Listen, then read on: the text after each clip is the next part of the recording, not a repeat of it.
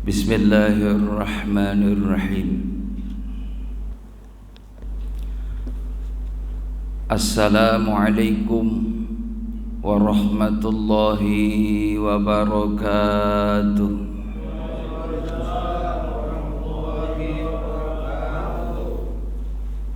Bismillahi syafi, bismillahil kafi, bismillahil mu'afi, bismillahilladzi la yadurru ma'asmihi syai'un fil ardi wala fis sama' wa huwas samiul alim. Alhamdulillah alladzi khalaqal mauta wal hayata liyabluwakum ayyukum ahsanu amala wa huwal azizul ghafur. Asyhadu an la ilaha illallah al-malikul haqqul mubin. Muhammadur Rasulullah shadiqul wa'dil amin. Allahumma salli wa sallim ala Sayyidina Muhammad wa ala alihi wa sahbihi ajma'in. Qala Allah Ta'ala fi kitabihil karim, bismillahirrahmanirrahim, wa ma yu'azim hurumatillahi fahuwa khairul lahu 'inda rabbih. Wa qala Nabi sallallahu alaihi wasallam, yusarul mar'u ma'a man ahabba. Wa qala Nabi sallallahu alaihi wasallam aidan, al mu'minu lil mu'min kal bunyan yashuddu ba'duhu ba'dan wa syabaka baina asabihi. Sadaqallahu sadaqa Rasulillah sallallahu alaihi wasallam. Pengurus DKM Masjid Jami Khairul Ummah yang dirahmati oleh Allah, para satid, para hujat, para orang tua yang sama-sama dirahmati oleh Allah. Alhamdulillah, tentunya tidak bosan-bosan kita mengucapkan tahmid alhamdulillah walhamdulillah tsumma alhamdulillah. Bersyukur karena kita masih diberikan nikmat sehat, nikmat panjang umur. Karena dengan dua nikmat itu kita bisa beribadah pada Allah. Ada sehat, ada umur. Ya kan? Nikmat sehat, nikmat panjang umur. Coba kalau kita sakit nggak bisa datang, ya, makanya sehat itu mahal. Jangan pernah menyia-nyiakan nikmat sehat, karena itu adalah modal buat kita untuk memperbanyak amal ibadah kepada Allah Subhanahu wa Ta'ala. Sebab kalau sudah sakit, ya tidak maksimal kita ibadah, apalagi diimpus. Ya kan, ambil air wudhu aja susah, kudu tayamum. Ya, apalagi mungkin sakit yang memang ini kaitannya rawan dengan air. Ya, susah. Kita alhamdulillah masih bisa mandi malam hari, masih bisa berwudhu sempurna, membasuh anggota tubuh kita, bisa melangkahkan ke masjid. Ini karunia dari Allah Subhanahu wa Ta'ala yang wajib kita syukuri. Mudah-mudahan insyaallah dengan kita mensyukuri nikmat, nikmat itu dijaga sama Allah, dan nikmat itu ditambah, dan nikmat itu kita bisa diberikan kemampuan dipergunakan dalam kebaikan. Amin ya rabbal. Kata Nabi Muhammad sallallahu alaihi wasallam, man shalla salata subhi fahuwa fi dhimmatillah. Siapa yang salat subuh pada waktunya dengan berjamaah, maka ia berada dalam jaminan Allah. Allahu Akbar. Kita dijamin nih Pak, mau apa aja dikasih sama Allah. Ini jamaah yang hadir nih kayaknya pengen pada jadi orang kaya semua. Amin. Iya. Kalau udah kaya mah enak Pak, pembangunan masjid diam-diam gak usah ngomong sama orang, datang semen 100 sak. Amin. Ini kalau saya lihat bapak-bapak yang hadir wajah-wajah dermawan semuanya. Pemurah, nggak pelit. Kelihatan Pak orang pelit mah duduknya juga cemberut. Ini mah semringah semuanya, alhamdulillah. Ini lagian banyak mikir apa sih? Nggak usah banyak mikir. Ya, penyakit itu 75% dari pikiran. Ini dari pikiran, Pak. Ada jamaah yang datang ke rumah tuh, Pak Ustadz, syariatin saya Pak Ustadz, pusing dulu. Udah saya mah gak usah banyak nanya. Mohon maaf, Bapak punya utang nggak? Punya, ya itu. Ya, penyebab pusing itu karena punya utang. Kalau utang sama manusia tinggal terus terang aja, saya belum bisa bayar ya. Tapi kalau sama Allah ini berat, Pak. Sholat subuh di akhir waktu, orang udah pada rame ke pasar baru bangun, kalah sama ayam. Iya kan, ayam aja jam 3 udah kukuruyuk. Itu kata ulama, zikrullah. Orang jangan pada tidur melulu, syukur sama Allah bisa dikasih nikmat tidur. Orang pengen tidur, Pak, ada yang minum pil tidur tiap malam. Ada. Bisa bayangin tiap malam udah ya minum pil tidur 30.000 kali 30 hari. Banyak, Pak. Kita mah tidur nggak usah beli, tinggal nyender aja, Pak. Langsung bismikallahumma ahya bismika. Jangankan di rumah, kadang di pengajian nyender tidur. Ya kan? Orang paling enak itu mohon maaf di pengajian, Pak. Benar, di pengajian mah bawaannya nguap lulu. Karena emang kalau Bapak tahu nih, setan ada yang datang nih, Pak, naburin tepung biar pada sepet matanya. Iya, ditaburin tuh. Makanya kalau ngantuk bismillahirrahmanirrahim, la haula wala quwwata illa billah, ya Allah, melek. Alhamdulillah. Apalagi Pak Ustadznya yang ceramah tidur. Repot urusannya. Jamaah yang dimuliakan oleh Allah, rasa mahabbah, rasa cinta kita kepada Nabi Muhammad sallallahu alaihi wasallam. Mudah-mudahan di akhirat nanti kita diakui oleh Rasulullah, masuk dalam surganya Allah. Amin ya rabbal alamin. Bi syafaati Nabi Muhammad sallallahu alaihi wasallam. Masih suasana Idul Kurban. Ya, terakhir hari ini, Pak. Jadi 3 hari. Hari tasyrik itu 11, 12, 13 di bulan Zulhijjah. Jadi kalau tanggal 10 Zulhijjah Bapak belum sempat beli hewan kurban, masih ada nih hari ini. Habisnya sebelum asar. Ba'da asar udah habis. Tuh masih ada waktu nih, ya. Nanti motong jam 9. Kalau ada rezeki beli kambing. Ya semampu kita, Pak. Paling murah 2,5 juta ada ya. Paling bagus kemarin saya motong ada yang harganya 8 juta, Pak. Kambing bagus banget, gede banget, Pak. Mirip adenya sapi, gede 8 juta. Tuh kan emang udah niat bisa kebeli itu 8 juta. Mohon maaf, jangan pernah kita tiap tahun kalau ada rezeki nggak korban. Jangan, harus korban karena itu perintah dari Allah. Fasalili rabbika wanhar. Maka sholatlah untuk Tuhanmu dan berkurban. Jadi kurban itu sifatnya istimror, tiap tahun. Bukan kita udah korban udah, Pak. Kenapa nggak korban? Udah saya mah. Jadi setahun seumur hidup sekali, jangan. Kalau haji wajibnya seumur hidup sekali. Kalau ada rezeki haji yang kedua sunnah, ketiga sunnah. Nabi Muhammad beliau ibadah haji sekali seumur hidup. Kalau umrohnya Rasulullah bisa 5 atau 6 kali. Cuma kadang-kadang bolak-balik ke Mekah, haji lagi sama tetangga. Nggak peduli, ada fakir miskin, ada anak yatim, ada janda-janda muda, janda tua. Allahu Akbar, ada janda tua. Diperhatiin tuh, Pak, jangan kita asik ibadah, ada orang fakir miskin, anak yatim, tidak peduli kepadanya. Sayang kita. Kan dulu begitu tuh. Ada orang jemaah yang dimuliakan oleh Allah Subhanahu wa taala, ngumpulin nih, Pak, pengen berangkat ibadah haji, ngumpulin. Udah waktunya, alhamdulillah bisa berangkat nih. berdua nih, suami istri. Lalu dia bilang sama istrinya, "Ma, ini saya mau daftar haji ya." Ya udah sono.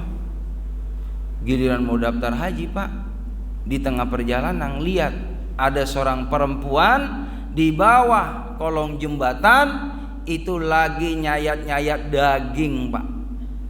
Diplastikin tuh daging.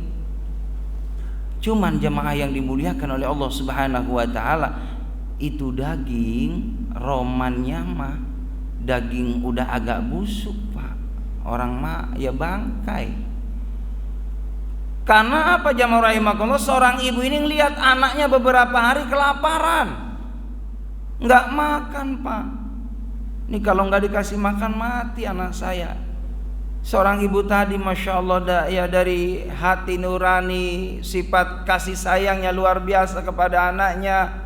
Daripada anaknya mati kelaparan, si ibu tadi ketika melintasi jalan, ternyata di bawah jembatan itu ada bangkai binatang yang sudah tidak nyaman dicium, udah beberapa hari mungkin. Lalu diambil, dibungkus, dicuci, dibersihin. Maka jemaah rahimahullah, ketika orang yang mau daftar haji tadi ngelihat kelakuan ibu nih, ngapain kok ngambilin, nyayatin gitu kan binatang yang di bawah jembatan ini, kok romanya nggak umum ini. Ketika diambil, dia pulang, diikutin tuh sama orang yang mau daftar haji. Ketika diikutin jamaah yang dimuliakan oleh Allah Subhanahu wa taala, apa yang terjadi? Ngelihat itu dibawa di dalam rumah itu, ternyata banyak anak-anak yang ditanggung oleh seorang ibu tadi, diberi makannya dari daging bangkai tadi. Lagi dimasak jemaah rahimakumullah, sembari anaknya pada menangis, "Mama lapar, mama lapar." Nanti sebentar lagi tuh dagingnya mateng. Sambil nangis, Pak, nggak tega. Siapa sih yang tega? Seorang ibu, seorang tua yang berikan makanan dari barang yang tidak diridhoi oleh Allah, karena udah haram. Kalau bangkai haram. Jadi jamaah yang dimuliakan oleh Allah Subhanahu wa taala, seorang calon haji tadi mengintai, melihat, nggak tega juga, akhirnya nanya, "Ibu, setahu saya ibu tadi ngambil daging di bawah itu, Bu. Mohon maaf, kayaknya romanya mah bangkai. Kenapa ibu ambil?" "Buat anak saya, Pak. Kelaparan beberapa hari nggak makan." Apa yang terjadi jamaah rahimakumullah? Seorang yang mau daftar haji tadi lihat ibu yang punya tanggungan anak banyak, rumahnya tidak layak, dia langsung urungkan niatnya, gagalkan niat mau daftar hajinya. Dia kasihkan itu uangnya ke seorang ibu yang merawat anaknya. "Ibu, mohon maaf, sebelum anak-anak ibu melihat ibu sedang masak daging ini, ibu buang semua itu, karena itu adalah yang diharamkan oleh Allah Subhanahu wa taala. Ini saya kasih uang buat ibu. Silakan ibu beli daging yang segar, yang halal. Ini saya lihat rumah ibu tidak layak dipakai, silahkan diperbaiki rumahnya. Saya ikhlas, saya ridho menyumbang ibu." Diterimanya uang tadi jamaah rahimakumullah, padahal bapak tadi juga sama-sama butuh.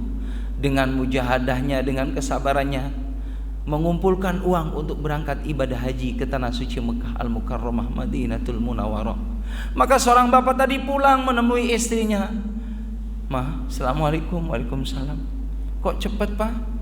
"Mohon maaf, Ma, Papa ceritain tadi ketika Papa mau berangkat, mau daftar haji, ternyata melihat ada seorang ibu, dia mengambil daging bangkai yang sudah tidak layak untuk dikonsumsi oleh anak-anaknya."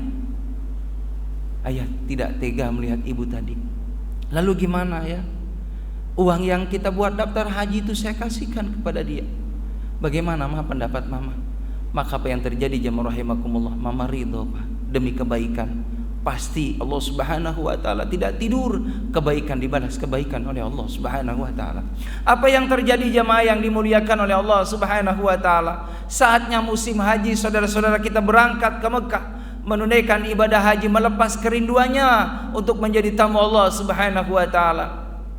Ternyata bapak tadi, calon jamaah tadi, dia menangis berurai air mata. Ingin rasanya seperti saudara-saudaranya menunaikan ibadah haji ke Mekah Madinah.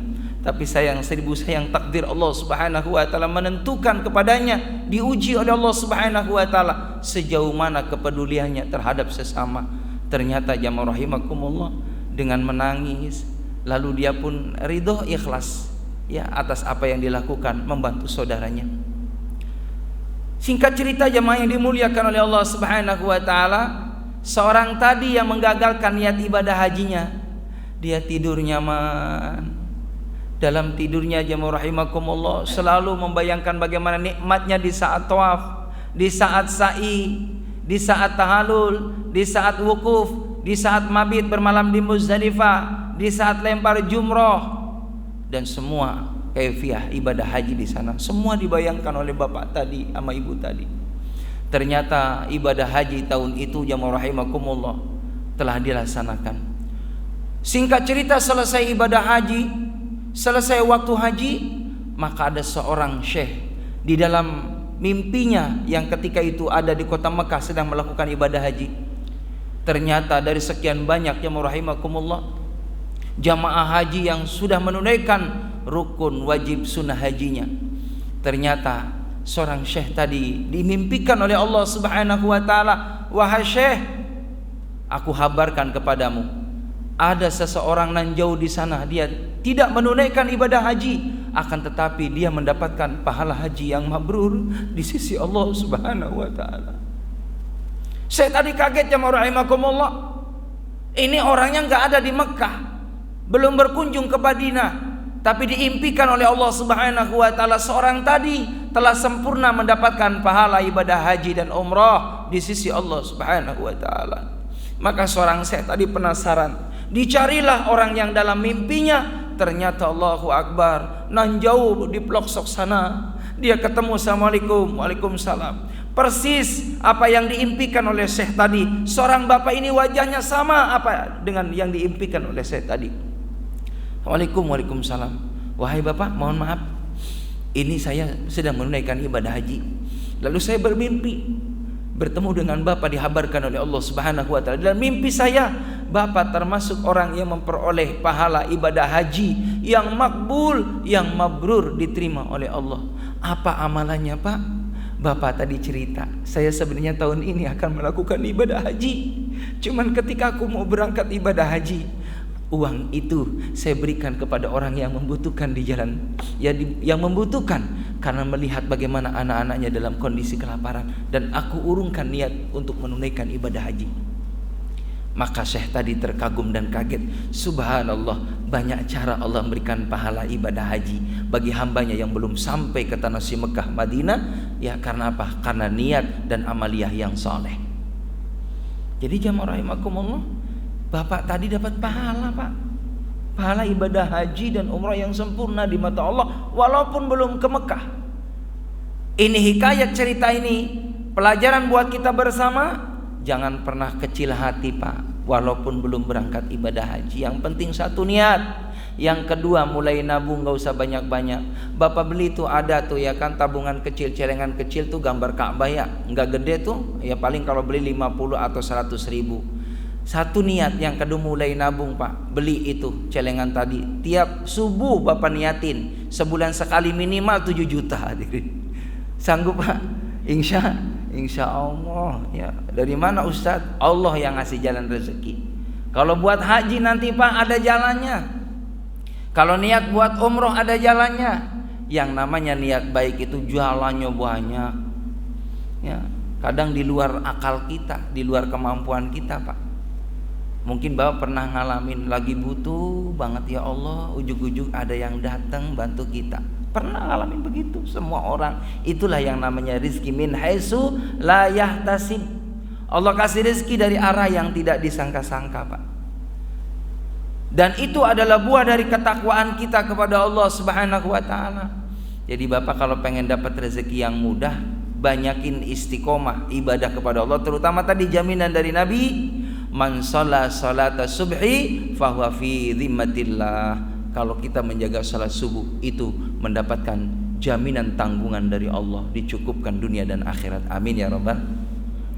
Gak bakal susah, Pak ya. Kita lihat kata Rasulullah, orang tuh bagus imannya, lihat salat subuhnya. Karena sholat subuh ini berat Pak. Sholat subuh itu berat.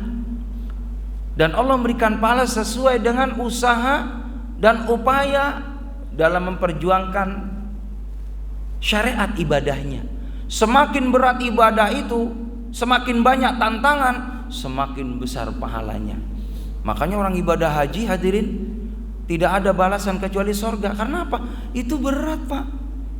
Ibadah fisik, ibadah maliyah, ibadah ruhiyah, ibadah jasadiyah.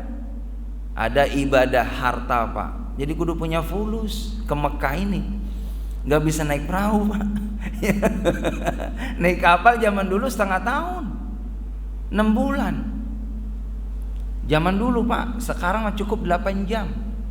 Asal punya uang, daftar umroh, sebulan berangkat. Tapi kalau haji sekarang 15 tahun, 20 tahun. Mohon maaf Pak, kalau bisa nih Bapak yang muda-muda nih, ini kan rata-rata yang datang nih antara 35 ya. Allahu Akbar. Iya 35. Bapak mohon maaf, saya kalau ketemu sama jamaah, Ustadz mohon maaf kok awet muda ya. Usia berapa Ustadz? Kata saya hampir kepala 5 Pak. Ya hampir 50. Tapi kata jamaah, Pak Ustadz kayak usia 40-an. Alhamdulillah. Karena apa? Satu, tenang Pak, gak usah banyak pikiran. Ada alhamdulillah, nggak ada ya doa sama Allah. Nggak usah mikirin nggak punya beras, nggak punya duit. Wong yang datangin beras tuh Allah, yang datangin duit Allah. Bagi Allah mah nggak ada yang susah. Ada di rumah Pak, tinggal doa aja. Ntar ada yang datang. Bener. Saya kalau ngeliat beras tinggal dikit nih, duit tinggal dikit nih, udah banyakin baca Quran sama doa. Insya Allah ada yang WA. Biasanya kalau WA Pak Ustadz nih, telepon Pak Ustadz ada perlu, nggak mungkin nggak ada perlu. Satu, biasanya mimpin tahlil, ya kan, baca maulid Nabi, baca rotibul hadad, ceramah, doa, kematian, jadi saksi, ya kan, berkah Ustadz Pak. Makanya pesantren ini namanya Pak, biar jadi Ustadz, biar ada yang gantiin khairu ummah, amin. Jangan di sekolah umum semuanya. Ya kan umum semua, yang nyantri nggak ada, jangan, kudu ada Pak, kudu ada di lingkungan ini jadi ulama, satu jadi ulama, syukur-syukur semuanya ulama. Ini Masjid Khairul Ummah suatu saat anak bapak yang gantiin, amin. Nah kita kan udah tua-tua ini Pak, ya boleh jiwa muda, tapi lihat banyak SMS dari Allah. Lihat rambut Pak udah mulai pada putih, iya kan? Udah makan daging beda, nggak dengan 15 tahun yang lalu. Bisa nyate dulu Pak. Sekarang mau makan daging udah mikir-mikir linu. Ya kan? Allahu Akbar. Udah mulai dikurangin tuh makan yang enak-enak, daging dikurangin, yang panas-panas, yang dingin-dingin dikurangin. Karena Pak usia nggak bisa dibohongin. Makanya tadi saya katakan kalau masih ada ya umur, ada rezeki, mumpung masih muda, pada ibadah haji, pada umroh. Jangan saya ngumpulin duit di bank, mati nggak dibawa. Buat ahli waris Pak. Ya kalau ahli warisnya sayang sama kita dibadalin. Nah kalau ahli warisnya nggak sayang sama kita, gonta-ganti mobil, memperbaiki rumah melulu, nyakepin rumah. Orang tua dilupain jasanya. Karena apa tadi? Lemahnya iman, lemahnya ilmu, lemahnya amal, lemahnya akhlak. Maka sekarang kita mumpung masih ada kesempatan, niatin ibadah haji, ibadah umroh ya. Dan tadi orang ibadah haji pertama niat, yang kedua ada usaha, nabung aja Pak. Saya dulu begitu tuh, dari mulai 500.000 bismillah ya Allah, buka tabungan haji di bank dari 500.000 Pak. Khusus tuh ini buat tabungan haji, pokoknya mah jangan diganggu-ganggu, pengen apapun jangan ditunda dulu. Saya nabung dari 500.000 Pak, punya duit 300 saya tabung terus, lama-lama 7 juta, 10 juta, 20 juta, 25 juta 500 Pak, saya ambil hadirin. Bismillah karena Allah, tapi godaannya banyak banget Pak. Udah motor mogok melulu, itu godaannya, benar godaannya. Kata setan kan begitu. Udah gampang lah, ntar daftar mah motor aja pada kurang normal gitu kan. Beli motor aja yang bagus, itu kan 20 juta udah bagus, malah gaya lagi kan Ustadz. Ya, alhamdulillah dengan niat yang kuat, motor servis saja ke bengkel cukup 500.000. Daftar haji jamaah rahimakumullah. Alhamdulillah Pak. Setelah daftar haji, tadinya saya sendirian daftar haji Pak. Ternyata minta sama Allah, ya Allah, kayaknya kalau ibadah haji sama istri saya lebih nikmat ya Allah. Alhamdulillah hadirin, 4 bulan bisa ngumpulin lagi, daftar haji lagi. Itu 1 hari aja Pak, bedanya sekian hari, itu sekian bulan. Itu 4 bulan sama istri saya bedanya. Jadi saya 2016, istri saya 2019, 3 tahun semestinya. Tapi kuasa Allah setiap malam sujud di hadapan Allah, ya Allah barengin saya sama istri saya hajinya. Pak, bareng atas izin Allah. Tuh kalau Allah berkehendak. Padahal nggak masuk kepikiran Pak, saya bakal haji, bakal umroh, duit dari mana? Tapi Allah Maha Kuasa, alhamdulillah. Dengan modal tadi 500.000, ngumpulin 300.000, sampai 25.000, sampai 40 juta, berdua 80 juta. Siapa yang ngasih kemudahan? Allah. Harus yakin itu Pak, harus yakin. Dari mana Ustadz? Nggak punya tabungan, nggak punya duit, nggak ada jaminan. Yang penting niat. Yang dinilai itu kan niatnya dari Allah Pak. Sampai enggaknya ke Mekah Madinah itu urusan Allah. Kata Imam Syafi'i, kalau kita udah niat ibadah haji, lalu kita nggak ada umur, insya Allah tadi niatnya disempurnakan sama Allah. Kayak jamaah tadi itu kan dalam cerita, orangnya ada di tanah air, tapi pahalanya hajinya sudah diimpikan oleh orang soleh, dapat haji yang mabrur dan makbul. Kenapa? Kesungguhan niat yang tulus kepada Allah Subhanahu wa ta'ala. Kalau kata Imam Syafi'i itu usahakan tiap tahun niat haji. Ya Allah, tahun ini saya pengen haji ya Allah. Saya setiap tahun niat itu Pak. Kalau seandainya pas di bulan Zulqa'dah, kan berangkat bulan Zulqa'dah. Seandainya nih, walaupun saya jadwal taklim padat gitu, ada yang ngajak Pak di bulan Zulqa'dah, Ustaz mau nggak haji umroh? Berangkat Pak. Kenapa? Ya Allah, nikmat. Bapak rasain nanti kalau di Mekah, di Madinah, sholat di Masjidil Haram, di Masjid Nabawi, itu rasanya beda dengan masjid-masjid di dunia ini. Bapak udah masih ke Masjidil Haram Pak, masuk ke Masjidil Haram, udah nangis, pasti nangis. Karena ngelihat Ka'bah, ya Allah, indahnya Ka'bah yang kita di tanah air mustaqbilal kiblati, karena itu kan merupakan rukun sholat. Orang akan diterima sholatnya kalau ngadap kiblat Pak. Ternyata kiblatnya tidak hanya ngelihat tembok di sini Pak, dibatasi berbanyak batas, tapi langsung mata kita tertuju ke Ka'batullah mustaqbilal kiblat, maka pasti akan meneteskan air mata. Kayak nggak percaya, ya Allah, sampai saya ke Masjidil Haram ya Allah, pasti nangis Pak, pasti nangis. Iya. Dan nanti insya Allah Ka'bah itu jadi saksi, Masjidil Haram jadi saksi, Masjid Nabawi jadi saksi, ziarah kita ke makam Nabi Muhammad jadi saksi. Maka istimewa ibadah haji. Makanya bulan ini bulan istimewa Pak. Dalam Al-Quran itu kan ada 4 bulan ya yang dimuliakan oleh Allah. Bulan Zulqa'dah, Zulhijjah, Muharram, Rajab. Ada apa bulan Zulqa'dah? Bulan Zulqa'dah itu jamaah rahimakumullah, bagaimana orang-orang di Mekah yang biasa pada berangkat nyari rezeki di Yaman, di Syam, di Syria, maka di bulan Zulqa'dah nyambut orang-orang pada datang ibadah haji. Nggak ada yang aktivitas keluar. Ngormatin orang yang datang ibadah haji aja diistimewakan di bulan itu oleh Allah orangnya. Jamaahnya siapapun yang memuliakan bulan Zulqa'dah dapat keistimewaan, dapat pahala yang berlipat dari Allah Subhanahu wa taala. Tapi kata Nabi, hati-hati di bulan Zulqa'dah kalau berbuat maksiat dilipat gandakan dosanya oleh Allah Subhanahu wa taala. Di bulan Zulqa'dah istimewa.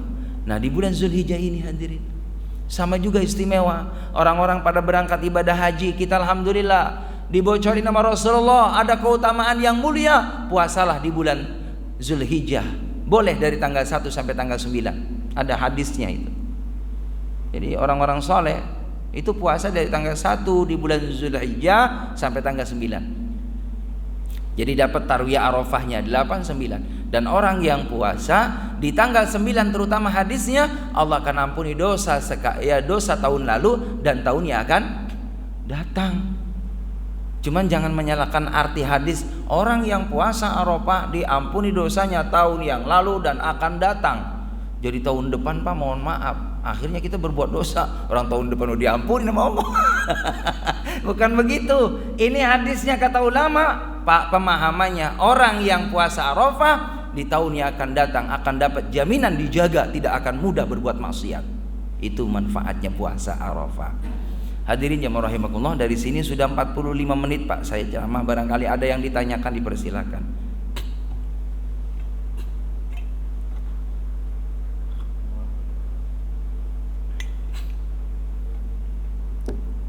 Pak nanya, biasanya Bapak di pojok ini nih mewakili. Iya, mohon maaf kalau Pak Ustadz Pak nggak ada yang nanya, senang saya Pak. Berarti Bapak udah pada jelas semua. Silakan Pak. Assalamualaikum. Ya.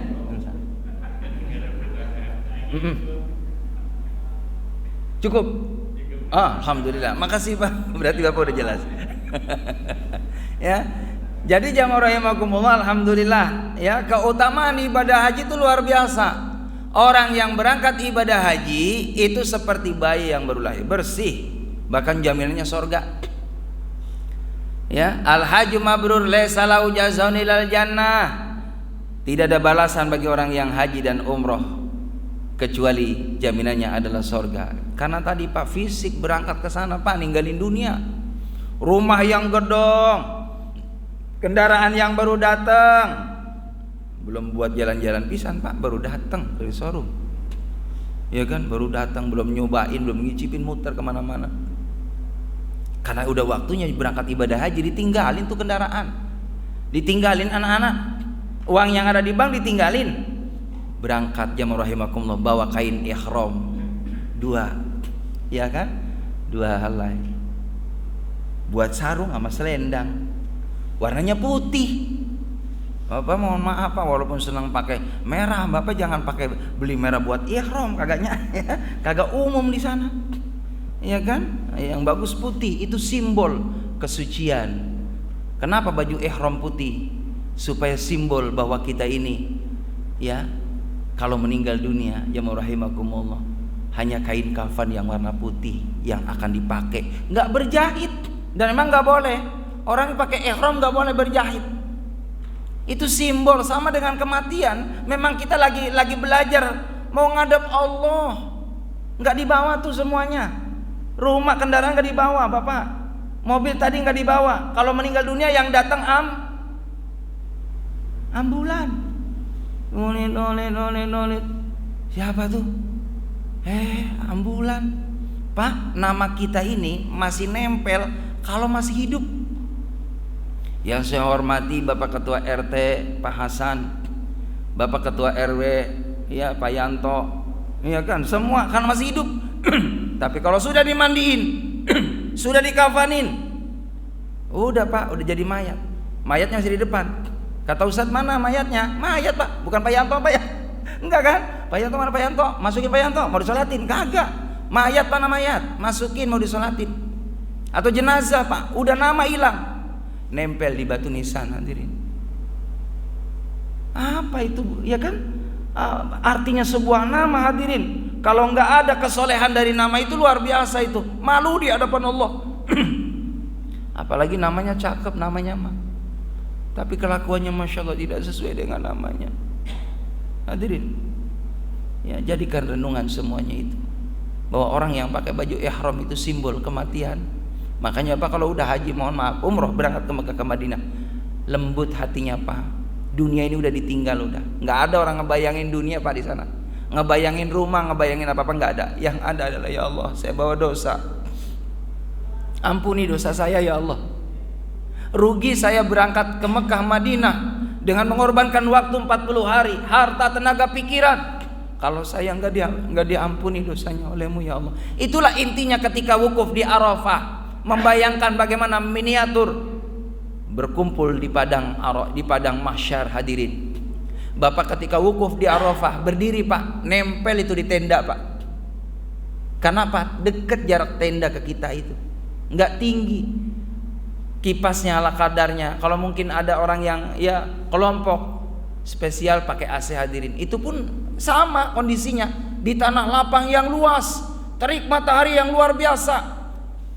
Di situ kita munajat, muhasabah kepada Allah, berdoa kepada Allah, karena saatul mustajabah di padang Arafah itu jamaah rahimakumullah. Inti haji Jadi kalau orang berangkat ibadah haji nggak datang ke Arafah, dia tidak disebut haji. Karena haji itu intinya adalah di Arafah. Al-haju Arafah, orang berangkat ibadah haji itu harus ada di Arafah, mendengarkan khutbah setelah ba'da zuhur sampai maghrib, Pak. Udah di situ aja kita.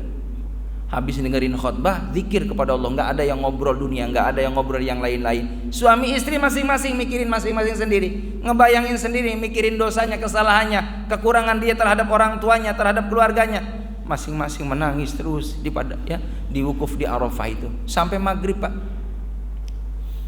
Habis maghrib baru berangkat, bermalam di Muzdalifah sampai jam 12 lewat, setengah 1 baru berangkat menuju untuk lontar jumroh dalam kondisi pakaian ihram, Pak. Tadi tuh dari mulai wukuf bermalam di Muzdalifah pakaian ihram, Pak.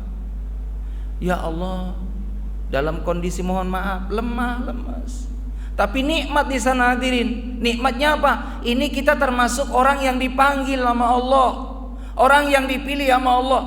Sekian miliaran manusia di muka bumi ini, tapi kita termasuk orang yang dipilih oleh Allah. Makanya kita mendapatkan panggilan dari Allah dan kita pun menjawab, labbaik Allahumma labbaik. Kami datang memenuhi panggilan-Mu ya Allah. Labbaik la syarika laka labbaik innal hamda wa ni'mata laka wal mulk la syarika lak. Kami datang memenuhi panggilan-Mu ya Allah. Kami datang memenuhi panggilan-Mu ya Allah. Sesungguhnya nikmat kerajaan ini adalah milik-Mu ya Allah. Jemaah yang dimuliakan oleh Allah, hanya tangisan, Pak. Hanya tangisan. Maka mudah-mudahan insyaallah jamaah subuh yang pada kesempatan ini bersama-sama memanfaatkan waktu di bulan yang mulia, di bulan Zulhijjah, insyaallah termasuk orang-orang yang dipilih oleh Allah Subhanahu wa taala. Di antaranya apa? Memperbanyak doa Allahumma Rabbi yassir lana ziyarata ilal haramain. Atau ada lagi doa yang sederhana dan mudah dihafal. Allahumma baligna ila Makkah wal Madinah wal Arafah warzuqna wa anta khairur raziqin. Semakin banyak berdoa, semakin banyak kemudahan dari Allah. Mudah-mudahan kita termasuk orang-orang yang dipilih oleh Allah Subhanahu wa taala. Terima kasih, itu saja yang dapat saya sampaikan. Yang benar dari Allah, yang salah adalah kehidupan saya. Subhanakallahumma bihamdika asyhadu an la ilaha illa anta astaghfiruka wa atubu ilaik. Walhamdulillahirabbil alamin. Demikian. Assalamualaikum warahmatullahi wabarakatuh. Alhamdulillah.